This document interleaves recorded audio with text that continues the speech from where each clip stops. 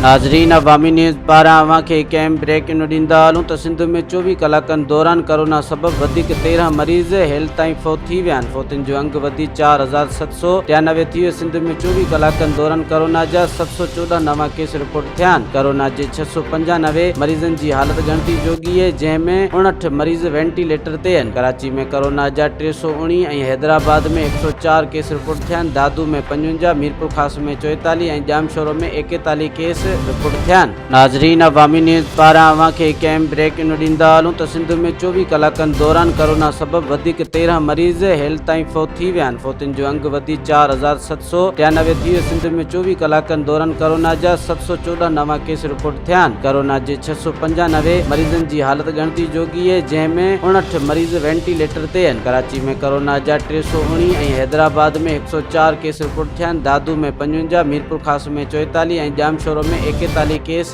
Report थिया आहिनि।